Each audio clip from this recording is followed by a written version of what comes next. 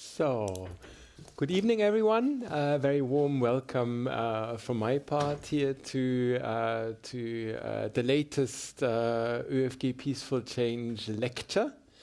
And it's a pleasure for me to welcome Filip Milačić, who is sitting here next to me. And just a few words about his work. He's at the Friedrich Ebert Foundation and the Central European University in Budapest and here in Vienna.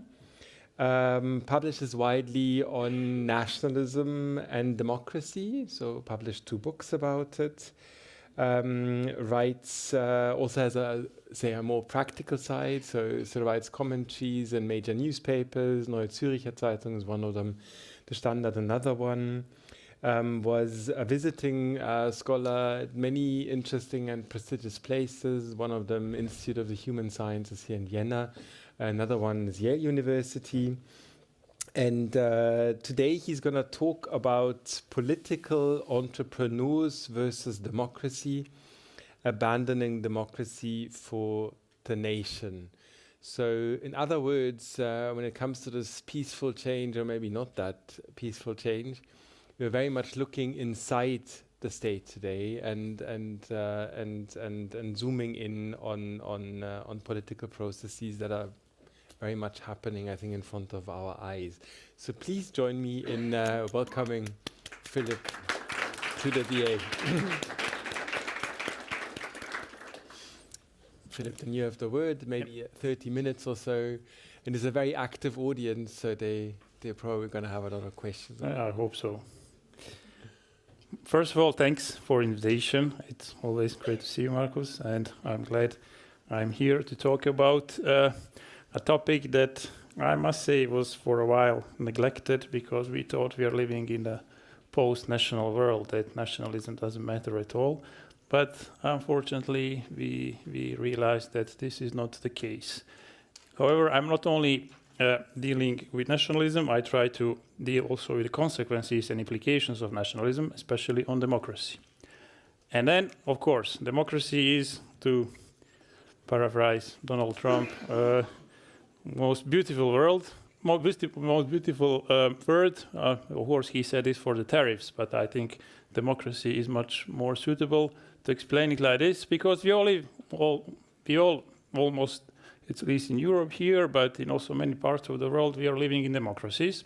However, many of these democracies have been struggling lately, and there is a lot of talk about the crisis of democracy.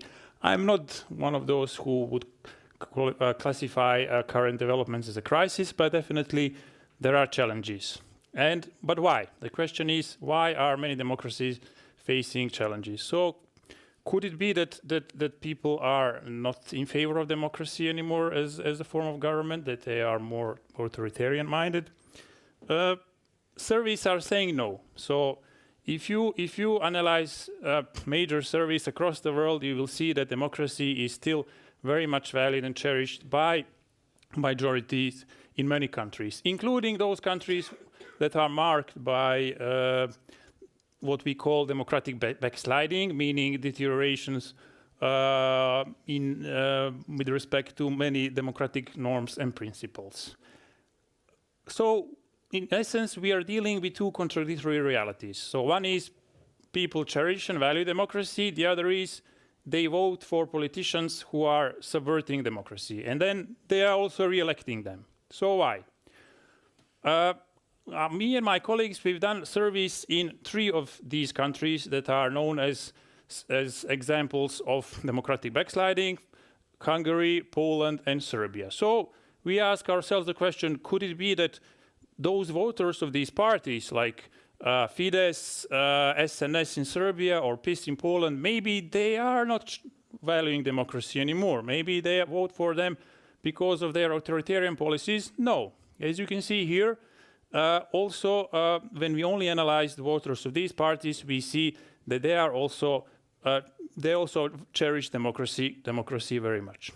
Then our second question was, maybe they don't know that Orban and Kaczynski and Vučić are doing something undemocratic in the first place, because the key difference between authoritarian-minded leaders nowadays and those 40, 50 years ago is that those in the 60s and 70s, they were proud of being authoritarians. They were saying, we don't like democracy, and they wore it as a badge of honor. So they're saying, we think authoritarianism is a better system. Nowadays, aspiring authoritarians they are never saying, you will never read their statements saying, we don't like democracy, we are subverting democracy. No, you will see statements like, we are enhancing democracy, we are renovating democracy, we are improving democracy. So just to remind you what happened last week in Munich when US Vice President J.D. Vance, he criticized Europeans for alleged attacks on democracy by excluding far-right parties from the government. So you see here different narrative. So then we thought maybe, you know, the voters of Fidesz and SNS or PIS, maybe they don't know what is actually democracy and what isn't. And then we asked them different questions to measure the so-called democratic competence, to see whether they are democratically competent or not. And we saw they are democratically competent, at least majority of them. So they know what democracy is and what isn't. Nevertheless, they vote for these parties that are subverting democracy. So then again, the question is why? And I think there are many explanations out there. And I think nationalism is one explanation that is rather under-theorized and neglected. Because if I here added two quotes from two authors, Vahudova and Fish, who are saying that whenever those authoritarian-minded leaders were subverting democracy, they were doing it in order to protect the interests of the nation or to protect the nation itself. So you see here these nationalist appeals that are used as justification to subvert democracy. This is why I think that whenever we have a case where authoritarian-minded leaders used nationalist appeals to justify their actions, we must classify it as nationalism. But what are these appeals actually?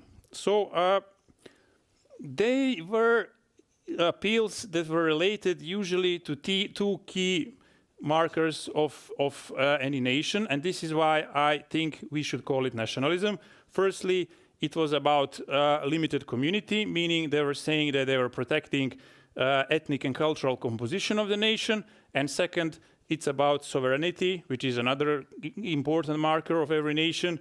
So there were appeals about safeguarding nation's territorial integrity and security. However, these appeals were also combined with so-called majoritarian appeals that were rooted in nationalism. So what do I mean by this? All these parties, and I will go into details, were elected in elections, and they had a majority. But then they were claiming they are not only representing majority, they were representing true people. So they were representing the others are not true people, we are true people, and this definition of true people is based on exclusive criteria like ethnicity or religion. So they were saying that they are not here exhibiting the will of the majority, they are exhibiting will of the nation, and this is why they are entitled to do whatever they want by simply having majority in the parliament. So this is why these appeals I classify as nationalism, because again, they are related to the key markers of nationalism, which is somehow missing in the literature, because there has been a lot of talk about nationalism, but we still do not know how to operationalize this relationship between nationalism, and democracy. So I'm trying to do this by answering three questions. So how are nationalist appeals subverting democracy? Why are voters accepting this? Because don't forget, voters have the last word in a democracy. We as voters, we have the last word in a democracy. And third, when are they successful? So under what circumstances are these nationalist elites successful in subverting democracy? And then I use 5 cases because you have here countries that are very different and you have, and I say very different, I mean different democratic histories, different democratic traditions, economic development, then linkages to the Western pro-democracy actors, the existence of religious or ethnic divisions, and so on. But they have one common thing. This is the subversion of democracy by political elites in the name of the nation. However, we also have interesting outcomes here, because we have the same approach, but we have different outcomes. Whereas, for example, in Serbia, Turkey, and Hungary, democracy broke down, while in Israel and in Poland, it only eroded to democracy of a lower quality. So, and even in Poland, as you say, in 2023, they managed to reverse the trend. So, this is another puzzle, and which I'm trying to analyze. So here the question is, why is this the case? Of course, there are many explanations there, but I will only focus on the nationalism. And how do I do all this? Is I have done several surveys with colleagues in many of these countries, and also conducted 29 semi-structured interviews with people who were directly involved in this process. So then I come back to the first question. So, how is democracy subverted in the name of the nation? I argue that political actors subverted democracy, of course, not only by appealing to the nation-related issues, but they were also subverting three key elements of democracy. So, what are three key elements of democracy? Civil liberties, checks and balances, and free and fair elections. So here I can start with so-called rhetorical attacks, because we need to differentiate here between rhetorical attacks and practical subversion of democracy. Because rhetorical attacks you will find in many countries, and this basically means vilification of the opposition. So opposition and critical media and other critical actors in the society, so they are branded as state enemies, enemies of the people, and so on and so on. So, however, these rhetorical attacks do not always remain also only at the rhetorical level. So we have also targeted legislation, which means that civil liberties are directly curtailed, again, always using nation and protecting nation and safeguarding the nation as an excuse. So one example here that is very common is so-called foreign agent law. So many of you heard this. So it's targeting civil society actors, basically by portraying them as tools of foreign forces.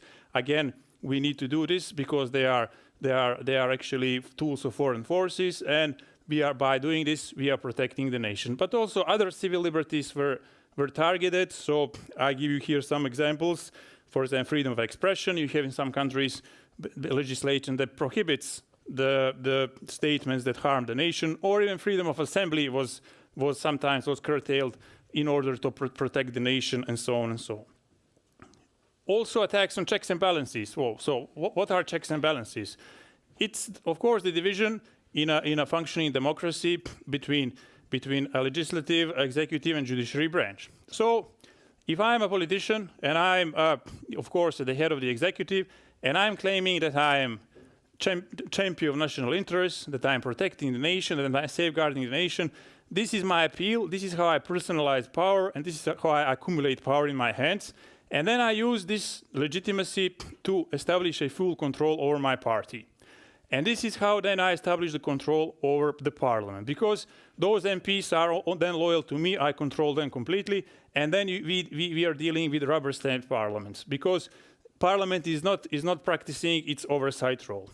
However, this is also important because then if I control the parliament, then I can also control the nominating process with respect to judiciary. So then I can purge judiciary, and then I can nominate loyalists. Or in the third case, sometimes we have, for example, in Serbia, unlike in Poland or Hungary, there was no purge of judiciary because the judges simply deferred to the executive amid its broad appeal. So also you have this kind of a mechanism starting with a leader who portray himself, and I say himself because they're all men, to kind of safeguard the nation, and he's the custodian of national interests, but in order to save the nation, he needs to personalize power, accumulate power, and then we have institutionalization of backsliding through the party, parliament, and in the end judiciary.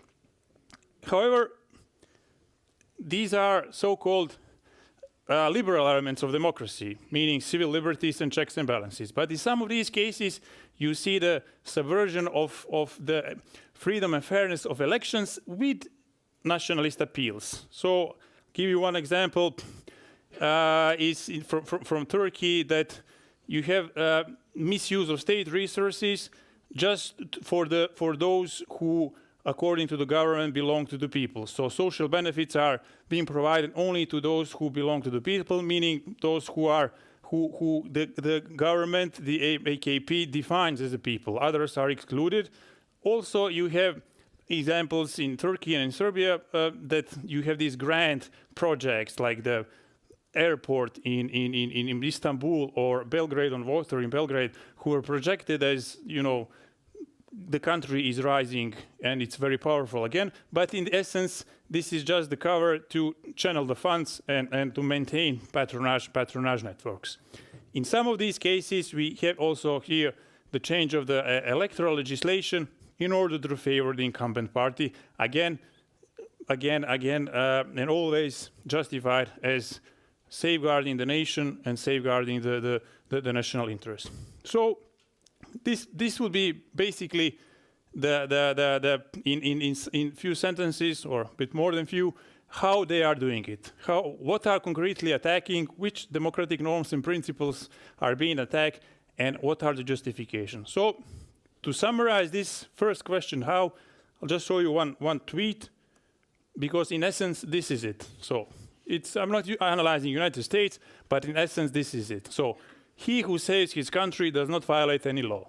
So this means that if you are protecting your nation, if you are safeguarding the interests of the nation, you are allowed to do anything. So this is how they are justifying backsliding and attacks on democratic norms and principles. But then the question will be a very logical question, can it happen anywhere? So if I'm a politician, or maybe you will be and you're elected, and then you just need to say, I am protecting my country and safeguarding the national identity, and then I can entrench myself in power.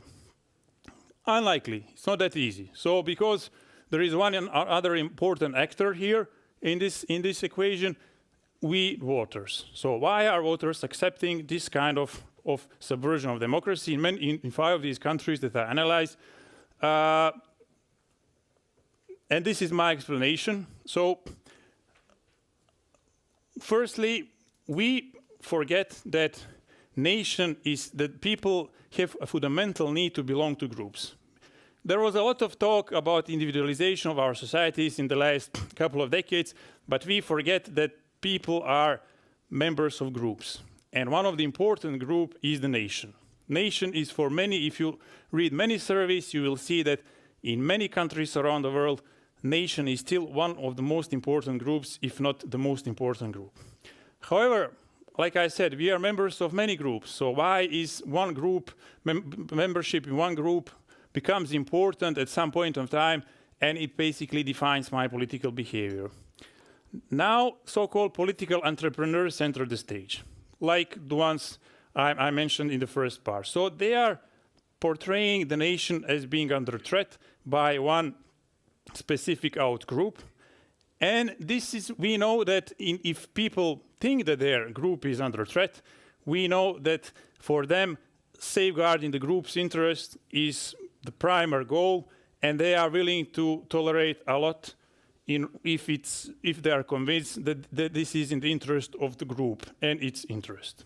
So basically, what I'm saying here, I'm basing my explanation on a lot of work done in social psychology and political psychology. However, I must remind you, my aim is here not to offer a fully robust explanation. I want to offer enough evidence for the plausibility of this explanation, because I think this is something that we are also missing, that we need to include voters in this equation, and that this narrative about protecting the nation only works if you previously convince voters that the nation is under threat. So in essence, this is a 3-step procedure. So you have political entrepreneurs who are saying that nation is under threat.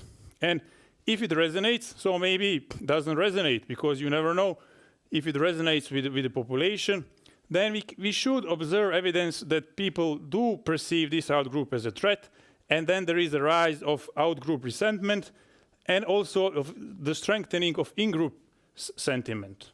So if it resonates, and if it resonates, in the end it means that they are willing to tolerate undemocratic behavior for the sake of the nation. So that when Trump says he doesn't violate any law because he's saving the country, people will accept this. Or in case of my research, which is the research for the book that I'm doing, Erdogan, Vučić, Kaczynski, Netanyahu, and Orban. So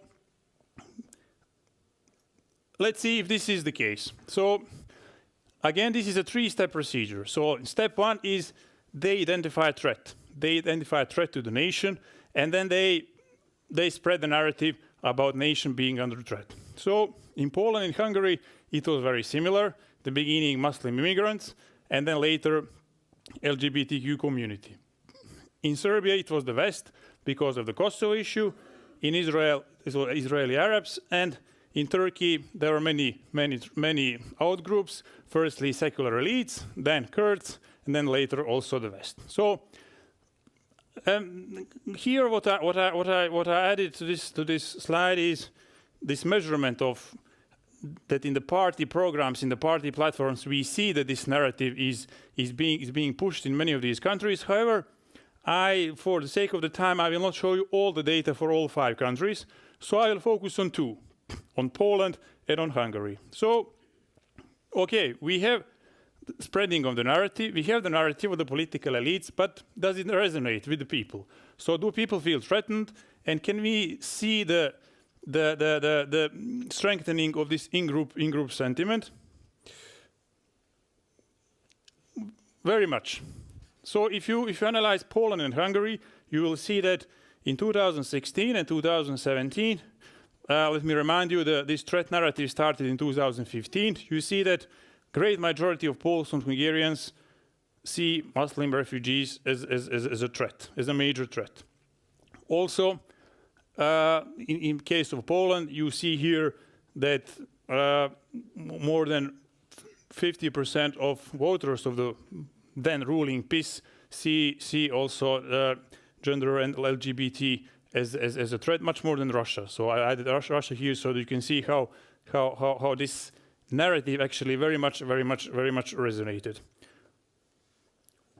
Also, with respect to LGBT community, we see that there is an increase, not as much as with respect to Muslim immigrants, but we see also that the narrative about LGBT community being a threat to the nation in these 2 countries, we see that it resonated. So it resonated because in both of these countries, according to Eurobarometer, majority of population is against the rights for LGBT community. Also, we see that this in-group strengthening. So very clearly, if you look at the data here for Poland and Hungary, we see this sentiment that is against immigrants of different race and ethnic group. So we see that parallelly to this narrative, we see the change, the shifts in the public opinion. So the societies are becoming more I would say, they're becoming more inward-looking. So they see immigrants and LGBT as threats to the nation, and then they are also more reluctant to accept outsiders to become insiders. So we see here this strengthening of the in-group sentiment in both of these countries. So then, to summarize, there is a narrative there about the threat to the nation, and it resonates. So does this mean that then Poles and Hungarians were willing to sacrifice democracy for these issues? And here I done some experimental surveys with colleagues. So just to give you a bit of idea what we've done, there were no this was not a classical survey with questions that you usually ask about the support for democracy and how much you cherish and value democracy. We've done experiments. So we've asked respondents what do they value more? Do they value more democratic norms and principles or some interests? So we asked them about immigration, about environment, about rights for same-sex couples, about foreign policy, and also about taxes and education. So again, our goal was to investigate under what circumstances would voters sacrifice democratic norms and principles. So, because this is a trade-off here, and something that people are faced with in everyday life. So they never ask you to support democracy, only democracy. They always ask you, maybe, you know, this candidate offers me something else, so what do I cherish more, policy interest or democracy? And then we see that in Hungary, the Hungarians would sacrifice democracy, at least their willingness is the strongest when we ask them about issues like immigration and LGBT rights, and also especially those who opposed immigration and the rights for same-sex couples. So, okay, you can have here different explanations, but my explanation is that this is the effect of the narrative according to which immigrants and LGBT community are a threat to the nation, because Orban and Fidesz were spreading this narrative very, very, very, very, very much. Then also because, again, for them, the stakes are much higher. It's not only about different policies, it's also about protecting the nation. So I think that we see these differences precisely because as a result of this narrative. In Poland, they are even more I would say, obvious, because we see here that in Poland, only those in Poles would sacrifice democracy only for one issue, and this is LGBT rights, so same-sex couples rights. And only those Poles who would oppose those rights, not those Poles who would grant those rights. So again, I think that this is also, again, the result of this narrative of Kaczynski and PiS, according to which LGBT community is a threat to the Polish values and Polish traditions and, in a sense, to the Polish nation. However, you may very legitimately ask me, so why not immigration in Poland? So, because, as you remember, there was a narrative also that immigrants are a threat to Poland.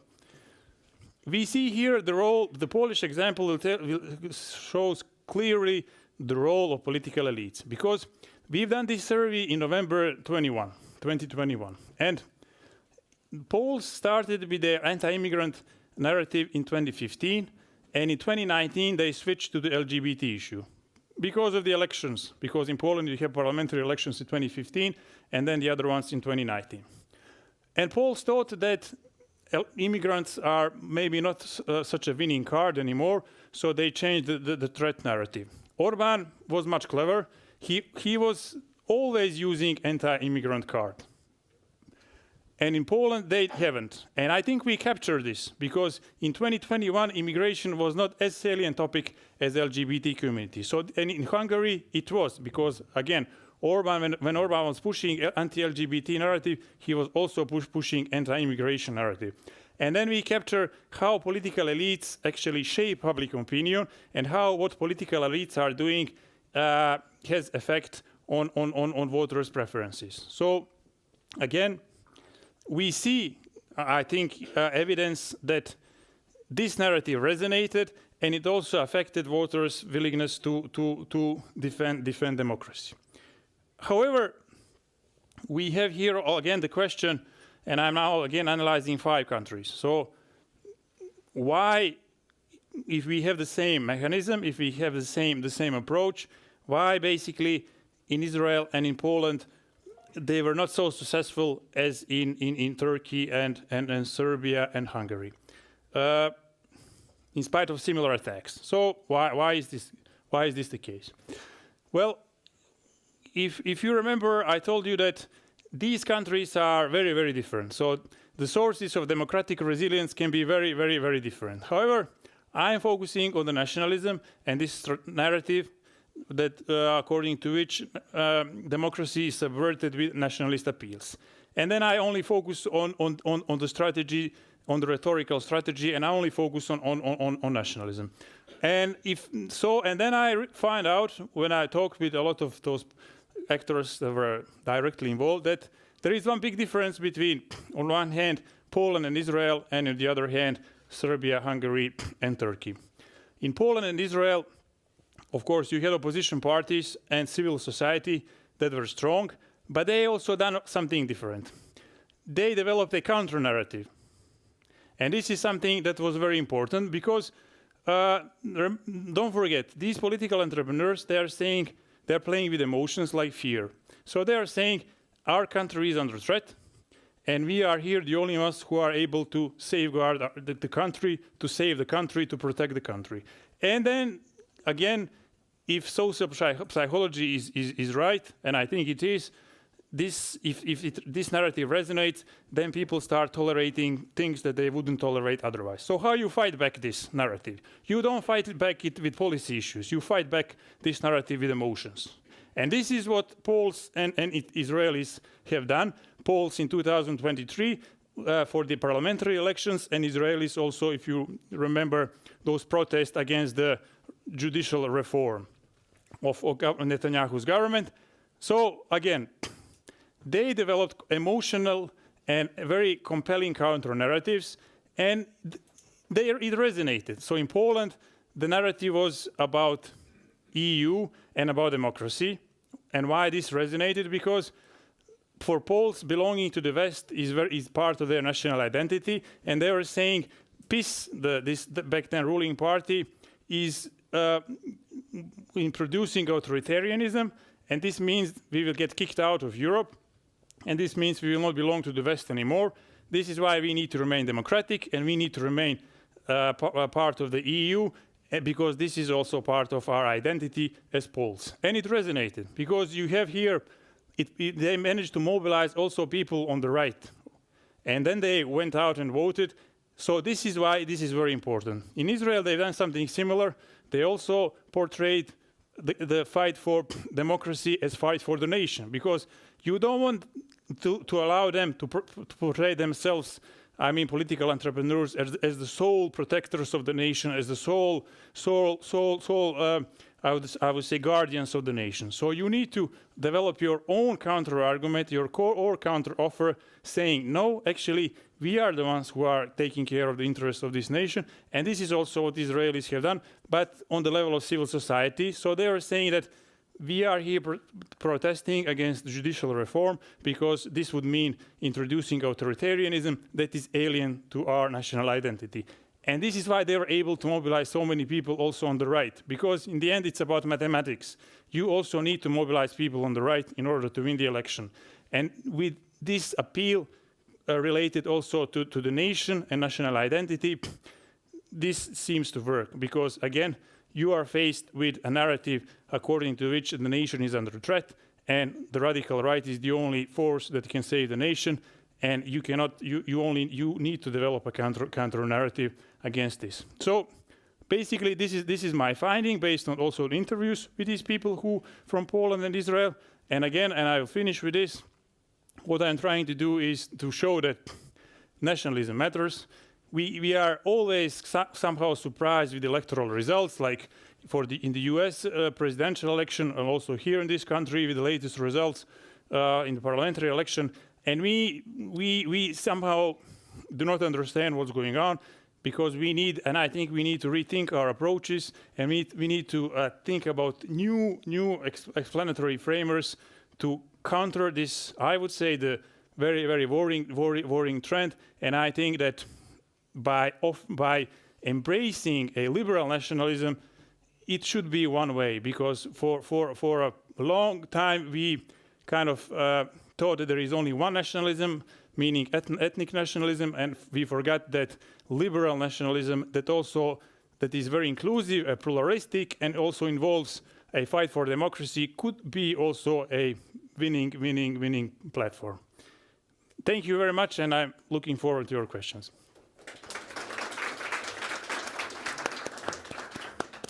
Filip, thank you very, very much. Those were three big questions, quite ambitious ones. And I think 3 very convincing answers, also mastering plenty of empirical evidence. Thanks a lot for that. And we now proceed to questions. So I anticipate quite a few of them, so that's why we always bundle them into 3. So you have to take note and everything, and perhaps we're going to start with the gentleman in the front. Yeah.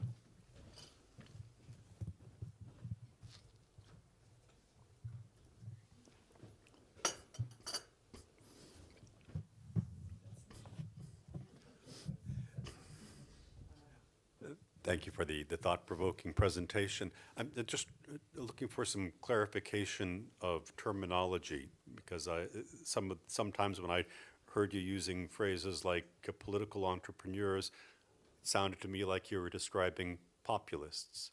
Or when at the end, when you talked about ethnic nationalism versus liberal nationalism, I would contrast ethnic nationalism with civic nationalism. And so I'm wondering if you could clarify that, and also in the use of the term liberal with regard to democracy. Sometimes it's contrasted with illiberal democracy, but which is both are ambiguous. Illiberal in particular is very ambiguous and often used by would-be authoritarian leaders.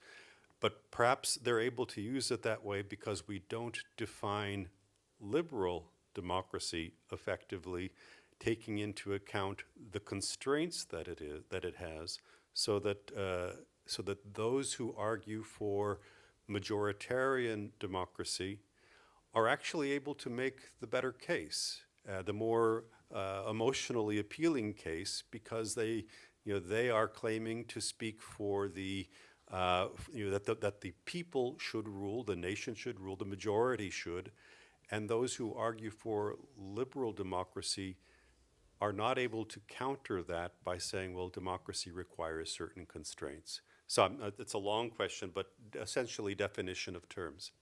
Thank you very much. No, it's a very good question. Yes, please.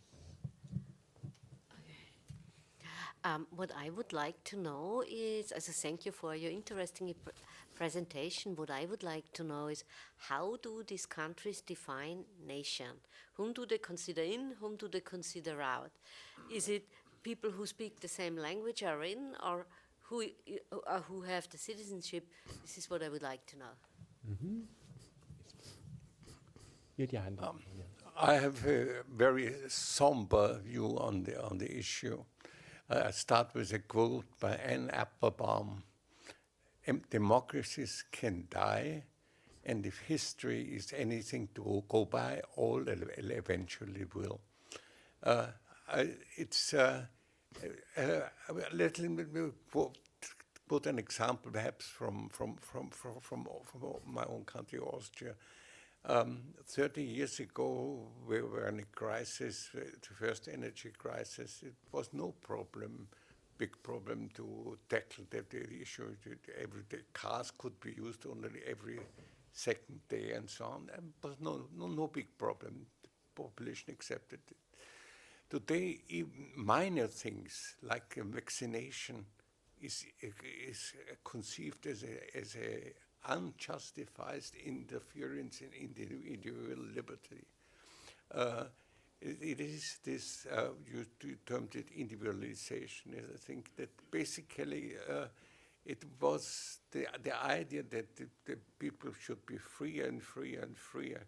And this is to the detriment of, as you remarked, to the community ties. What they have witnessed, and it has been accelerated in the COVID crisis, was actually the communal attachment to various groups, basic groups. Shoes, the religious, the parties, and so on. So I think it accelerated. I don't know. But basically, and the second thing is that basically this individualization favors a type of politician who is a salesman. I mean, isn't it incredible that if you take the leading politicians in last year, Berlusconi in Italy, Johnson in United Kingdom, now this absolute dangerous clown Trump in the United States.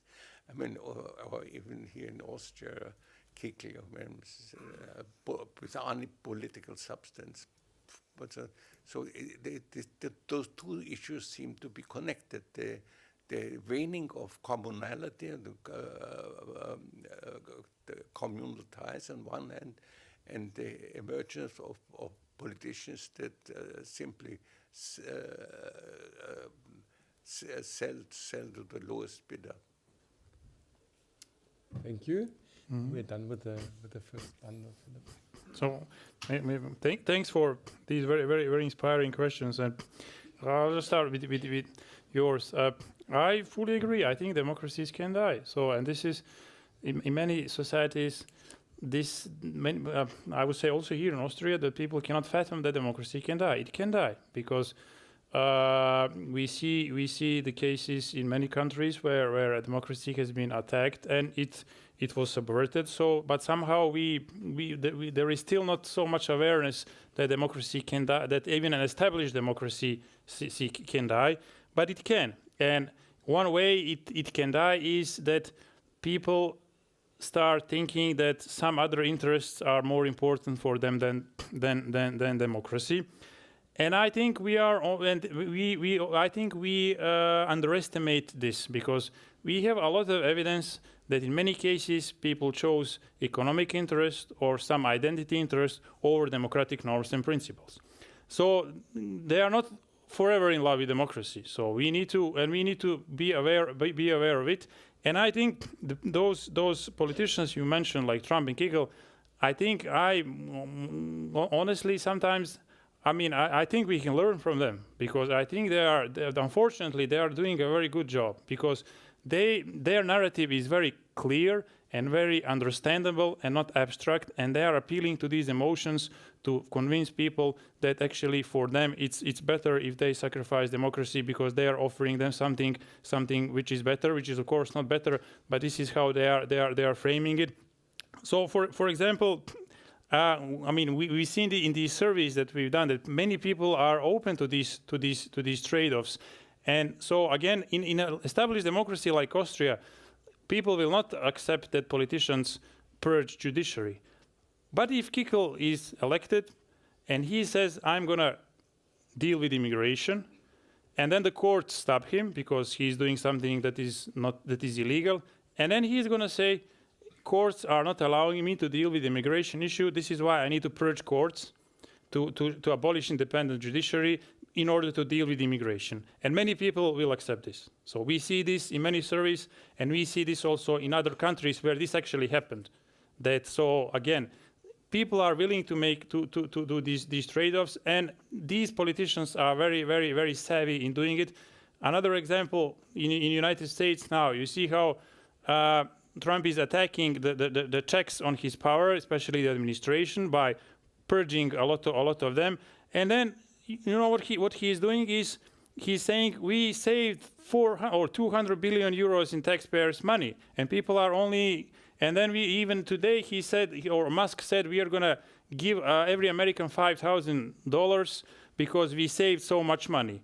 So they are not paying attention that he fired 17 inspectors there who are there to check, to act as a check on his power. So this is how they are doing it. So there is always a trade-off here, and there is always a clear narrative. So people focus on one issue and kind of ignore the other. But the question is, why wasn't this case 30 years ago? Is there something in the process of being democratic?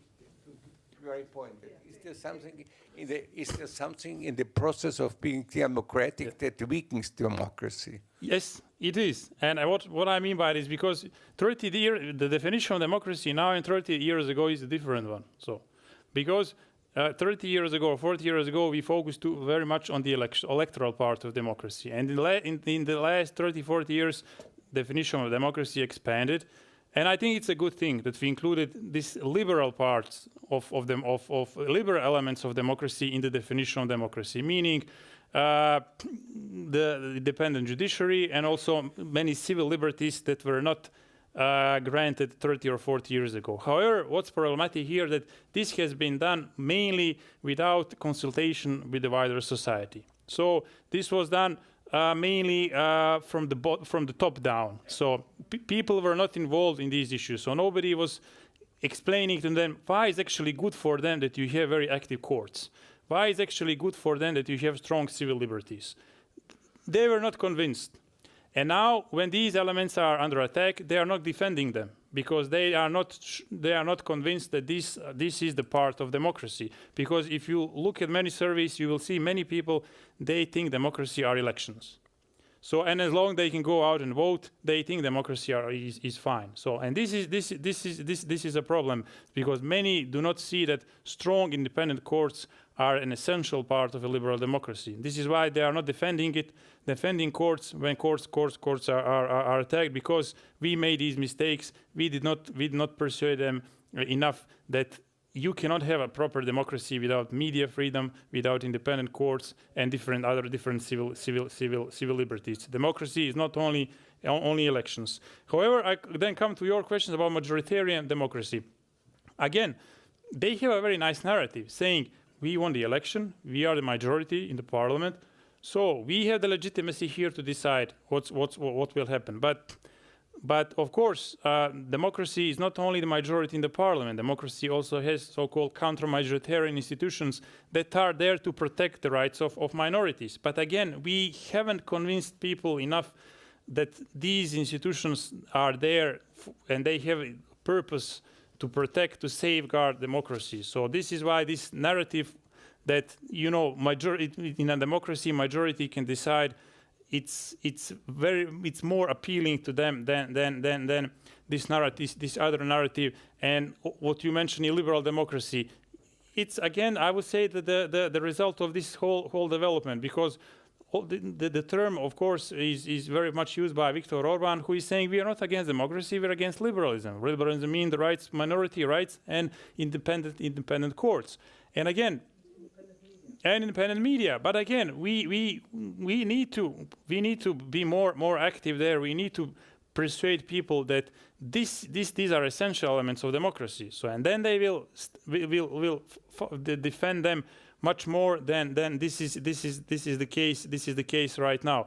But again, what I showed in this slide in the beginning of my presentation is how they are connecting these nationalist appeals with majoritarian appeals. Because, and again, come to your other question is about this definition of the nation. So they define, it's actually your question, sorry. They define nation in a very exclusive way. So they are saying usually those who belong to our ethnic group or to our religious group, they are the ones who belong to the nation. In Hungary, you have it even in the constitution, saying the Hungarian is the one who is Christian. This is why Orban is saying Christian democracy. You know, so this is why he is saying this. And in some other countries, you have this codification of who belongs to the nation, and then they are justifying their I would say anti-minority acts or activities by referring to this exclusive definition of the nation. And what you said about a civic nationalism, yes, this is something that is, of course, you have this dichotomy that is very old between civic and ethnic nationalism. I use the term liberal nationalism because then you can. I would say it's broader, and it could also mean the appeals related to democracy. So because you want to, what we saw, and I only mentioned, for example, Israel and Poland, but I think Brazil is a very interesting case where how Lula defeated Bolsonaro also by saying that democracy is a part of our identity. Democracy is a part of our national narrative, and we need to by fighting for democracy, we are also here fighting for our nation. And this is why I think this is also important that you link these two appeals, because they have so far a very much more appealing offer. you call them populists, I call them political entrepreneurs. Why political entrepreneurs? Because, of course, it's completely legitimate in political dynamics to to play the nationalist card. Many played the nationalist card before, and they are going to play it in future. But why I call them political entrepreneurs? Because they fabricate threats to the nation. They are fabricating threats to the nation because in this way they can mobilize their supporters more easily, and if they win the election, they can then also subvert democracy without the fear of being punished by their supporters. Again, this is also the definition, because you have these terms that are often quite mixed. Somebody is saying authoritarian populist, somebody is saying radical right, and so on. I differentiate there because I think populists are the ones who are saying that we are representing the people and the threat is are corrupt elites. In these 5 cases, you saw that the outgroup, the threat has different origins. So it's about, can be an inside actor, can be outside actor. Sometimes it's our minorities, sometimes are even countries, and so on and so on. So this is why I think it's much more promising to call them nationalists than populists, because only in the case of Turkey we saw that secular elites were portrayed as a threat, but in case of other 4 countries there were different entities. Thank you, and maybe let's make it easy for you, everyone close to you for the time being. Yeah. My name is Ekaterina Glagoleva. I'm a MIS2 student. First of all, thank you so much for this insightful lecture. I have a question, actually 2. Today the growth of right-wing forces is based, among other things, on social networks. And these forces include nationalist, anti-immigrant narratives and others, the ones that you mentioned as well. Have you considered the role of social media in your research? And if yes, what were the findings?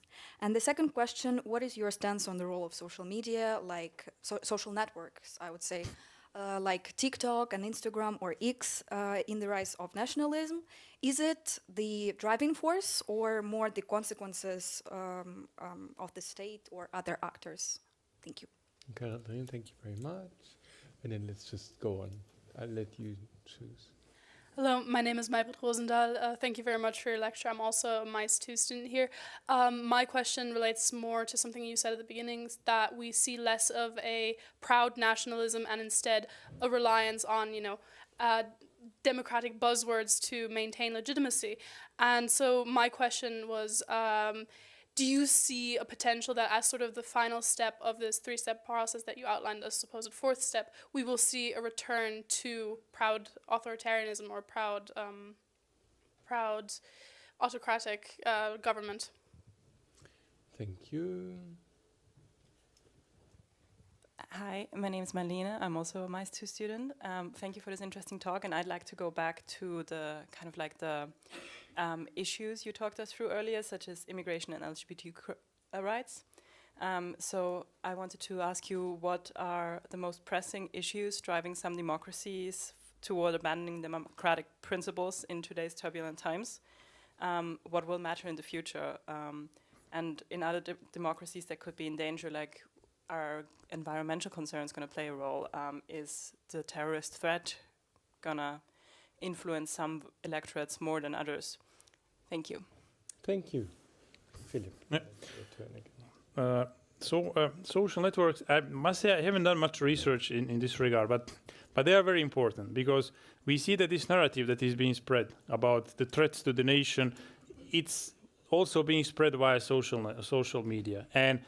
And they are, I must say this in a very, very, very plain words, they are killing us there. So basically, with their narrative, with their messages, that is very clear with these words that are very understandable. So, for example, let's talk about immigration. When they talk about immigration, they are saying, they're talking about this replacement of the population. They are talking about, they're calling immigrants messerstecher. How do you translate this? Knife stabbers. So they have these very clear terms that they always use to describe immigrants.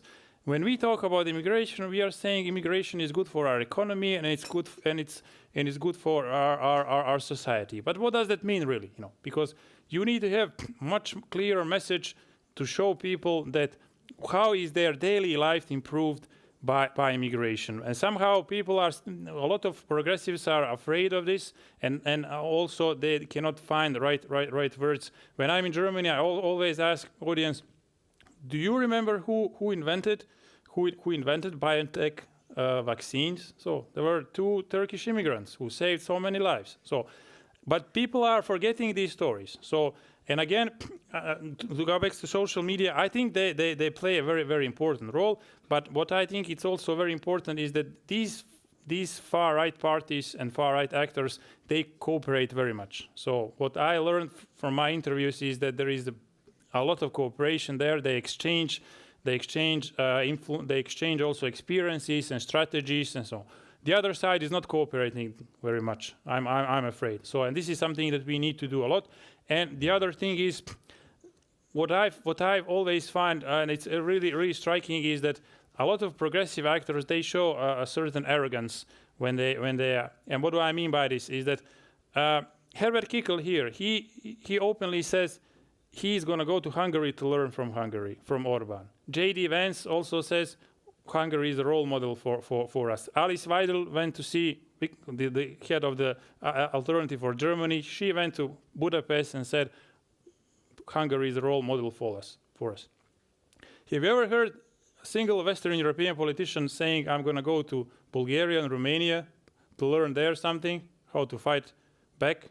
No, you will never find such a statement. So, because they think that they cannot learn from these countries, because they think that we are different, meaning we are better. So, and the other guys, they don't think they are better. They think they can learn from each other, and this is their advantage.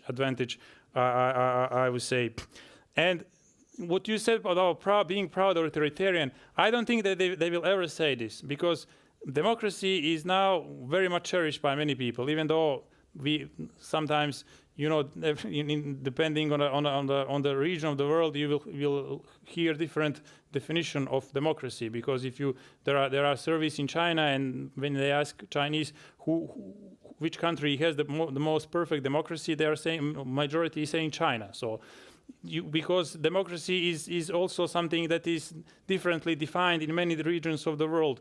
So that's why they will never say they are proud authoritarians. They will, of course, their actions will be very authoritarian, but they will always say they are enhancing democracy and they are improving democracy.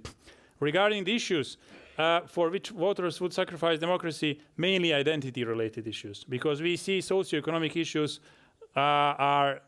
play much less important role than identity-related issues. So, and what do I mean? Not only immigration, but for example, in some countries, we also tested the language issue, like in Spain, where we have this minority languages issue, and we saw that these issues that are related to identity, those are the issues, I guess, because they generate a lot of emotions. And these are the issues for which voters would sacrifice democracy. Thank you, Philip. Then, wow, we have so many hands still up. Let's just do one last round, and everyone perhaps very, very briefly. So it's going to be more than 3. I'm sorry about it. Yeah, Let's sure. go from the back and then to the front. My name is Adriana, and I have a question because you mentioned that we need to learn from Donald Trump. So my punctual question is, what lessons can be learned from the cases of Poland and Hungary about the subversion of democracy? Thank you.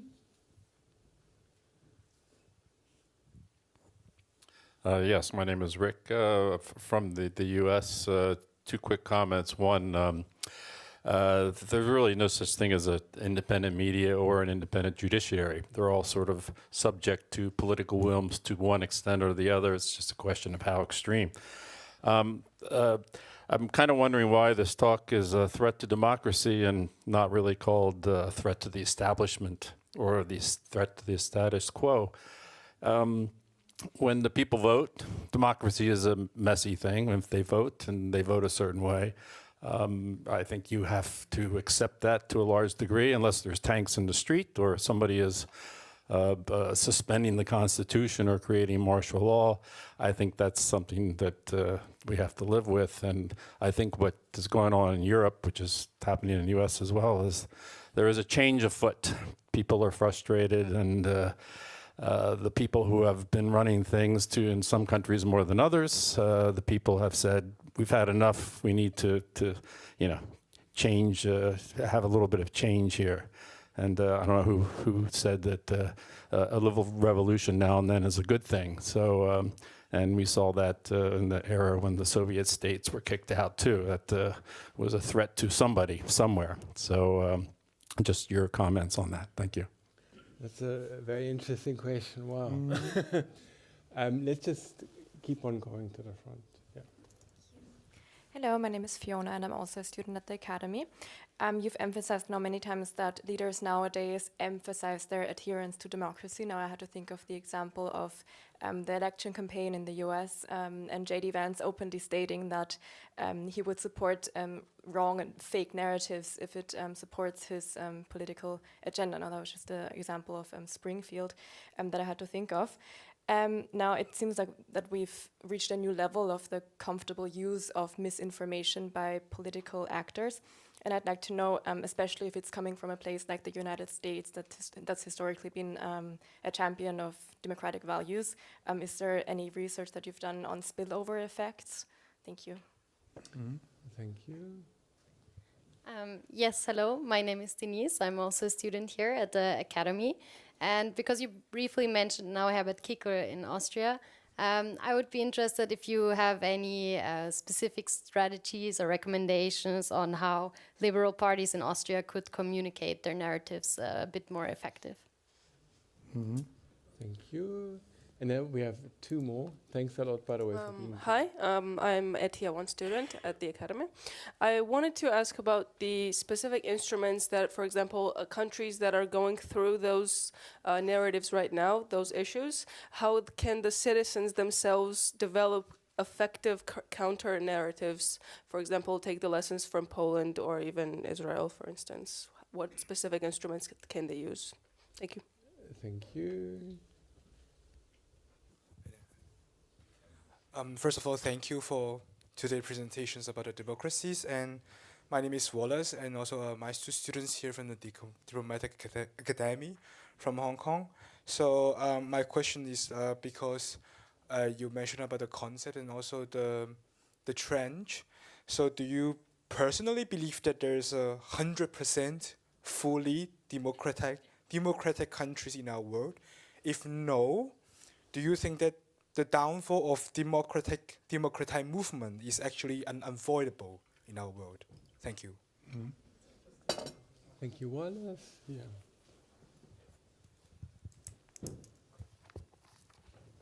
Hi, my name is Markus Stilling. I'm a student here at the Diplomatic Academy, and I wanted to ask, given about the counter-narratives, how sustainable do you think counter-narratives that also appeal to emotion are, and do you think they detract from public discourse? Thank you. And you had your hand up for quite a while. Yes. This was not mentioned yet. Yeah. Very short question. It's about election participation. You did not say this, for instance, in Serbia, election participation was partly very low.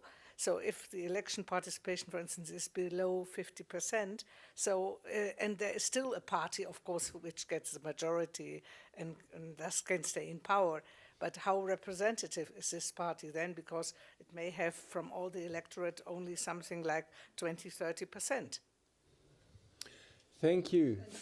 Manipulation, of course, of election participation. So it may be sometimes interesting for the authoritarian regime to get a high election participation to show that they are democratic. That's in Russia the case, for instance, or Belarus.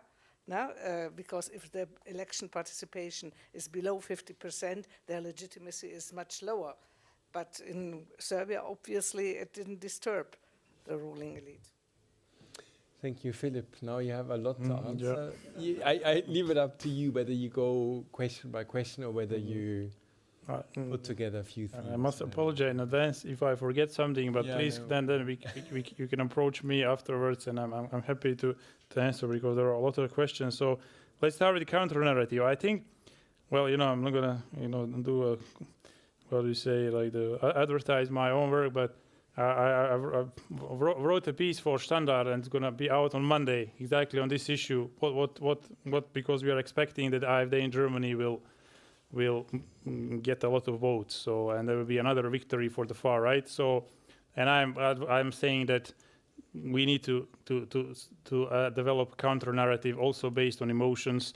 And this is how we should counter these parties. But of course, it's also context dependent. So sometimes something that worked in Poland with the EU membership may not work in other countries. So each country would have to identify the issues that are promising as a basis around which an emotional narrative will be developed. But however, I think that this is the only way, because countering, you need a narrative that involves emotions.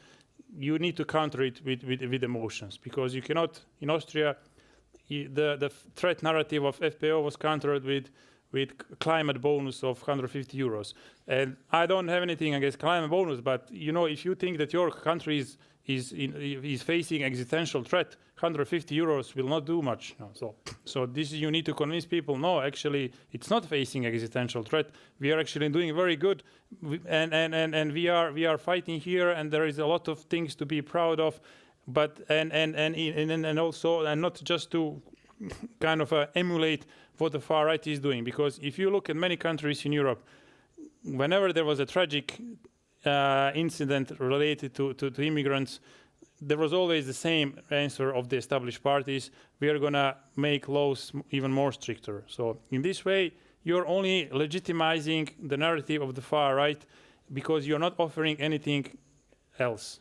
I'm not saying you need to ignore the deficiencies of the immigration system and immigration issue, but you need to offer something else. You need to talk more positively about these issues, and not only to legitimize their narrative. This is something that I think is completely missing. Regarding the tanks on the streets, yes, this used to be. Previously, we know that democracy died when we saw tanks on the streets. This was the way. So coups are still there. Just think of Western Africa, because it happened there. But now it's very ambiguous. Now you don't see tanks on the streets. It's gradual. It happens. It doesn't happen overnight. There is no big spark. And this is why it's more dangerous, because you cannot identify one key happening and you say it started there. No, because it happens. It's very gradual. And I agree. Not everything is an attack on democracy, because we need to differentiate here between policies and democratic norms and principles. So if the party is elected that we don't like, this party has the full legitimacy to change many policies. So this is perfectly legitimate. What is not legitimate is to attack democratic norms and principles, to curtail civil liberties, and to purge judiciary from and also to appoint loyalists at the head of independent institutions. So this is something that is problematic. But every party or president or who is elected, they have a full legitimacy to implement their policies, but not not at the expense of democratic norms and principles. So this would be my clarification. Regarding electoral participation, yes, but this is also a problem in many democracies, that you have such that the voter turnout is not as high as we would like it to be, and of course this affects legitimacy of government. So I agree with you on this, and I think we need to do much more to convince people to get out and vote, because this is very important. And one also, what you asked me about, is there a perfect democracy? Of course not, even though I spend a lot of time in Sweden and I cannot even say that Sweden is a perfect democracy. So no, there is no perfect democracy. There are of course deficiencies, but so we are talking about the level of democratic development. There will never be a perfect democracy for sure, but some democracies are more robust than others. And just seeing about some. I hope I answered all questions. So, but if not, please let me know. So, Filip, thank you very much. Is that shorthand that you use there, or is that? Is what? Is that shorthand? Or is exactly. All right, exactly. Because he has all the answers in something like in one line. These no, they are only very sophisticated. No. I wish I had all answers. No. So thank you very much for your questions, for your comments. It was a very lively debate. That's always very appreciated. Filip, thank you very, very much for being here, giving us a great talk, and answering so many questions. Thanks a lot.